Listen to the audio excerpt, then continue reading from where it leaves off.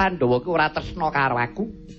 Sebab nek kacintrakaning Pandhawa Kresna kuwi dadi pareng tutuwan. Ewadene yen to sing duweni penjangka kuwi pun Kakang. Pandhawa kuwi ora ana sing mbiyantu. Kowe teka wae bareng pun Kakang wis entuk gawe. Nek gur ngono wae akeh tunggale. Monggo Kang Mas kula dherekaken kundur. Aku ora bali. Menawi paduka mboten kundur, badhe kula rudha peksa. Ayo, cobane regane atiku.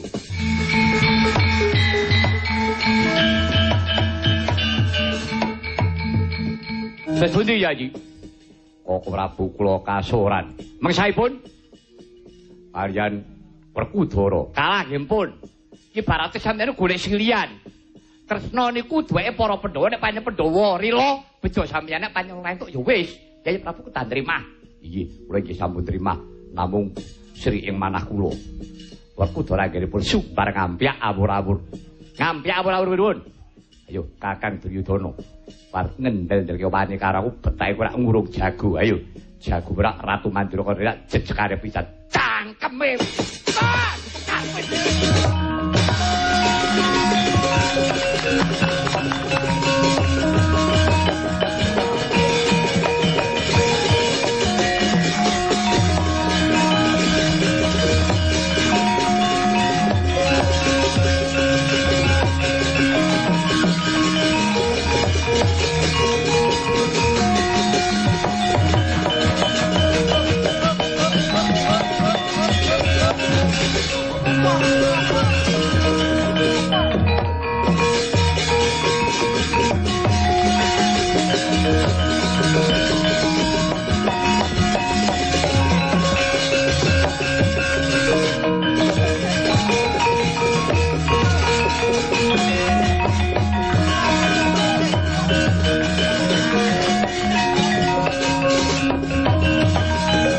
Werkudara perkara kowe tanding karo Duryudana kuwi perkaramu.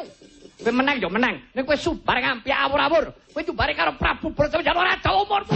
Parah.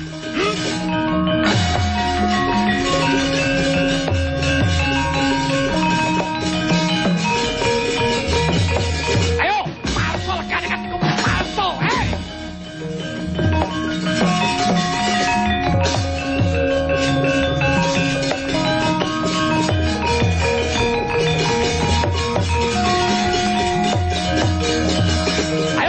Ojo pikat.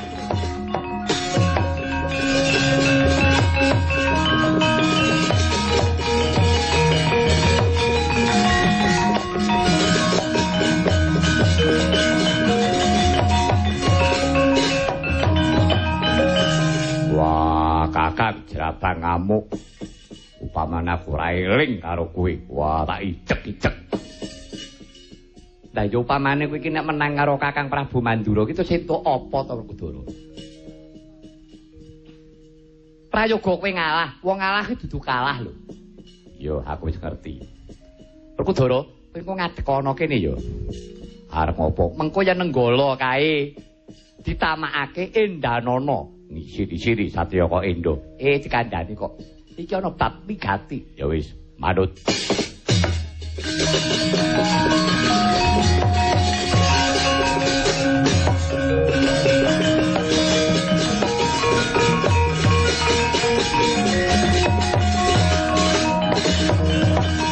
Parat Werkudara. Parat. Yen pancen satriya digdaya tampanana pusakane wong Mandura iki. Tamengane dadaku jebol dadamu kowe. Hei! Oh.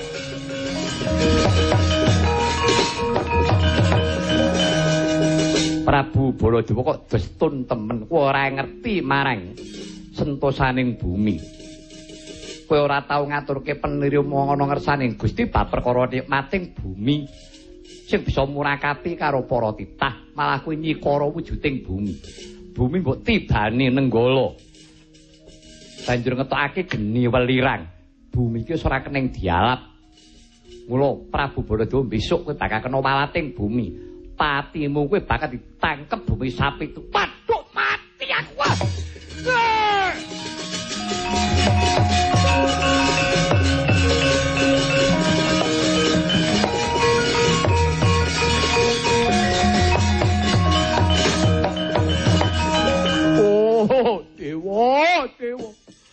wae nyono yen to pancen aku kaluputan karo dewaning bumi. Oh, dewaku banjuten aku laruten bakale piye awakku iki bakale piye lakonku iki. Koko Prabu. Monggo Koko Prabu kula aturi lenggah ingkang prayogi.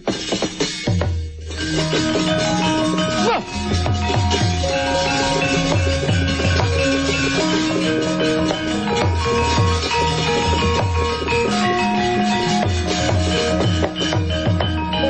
Aduh, piye Yayi? Ana lakon kaya mengkene iki kepiye? Pun Kakang kaluputan karo dewaning bumi. Koko Prabu rumaos lepat menapa mboten? Ya, pun Kakang rumangsane luput, Yayi.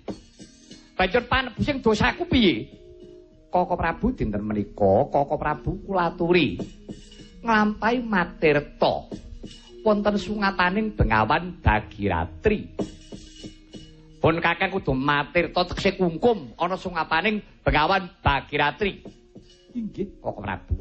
Banjur pirang taun lawase Koko Prabu mboten sisah ngentosi wekdalipun. Koko Prabu kula aturi mriksani kemawon mangke supados pun dherekaken ingkang putra pun Setyaka. Supados Setyaka menika mangke mbeta Sekar ingkang dipunwastani Sekar Trate.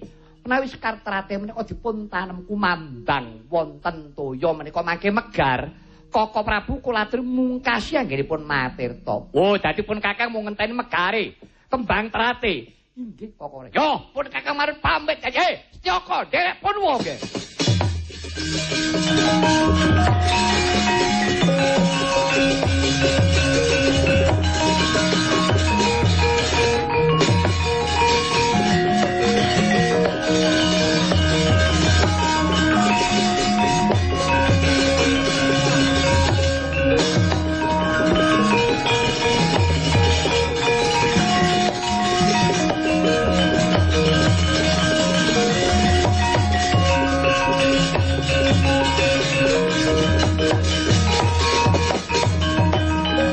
Werkudara.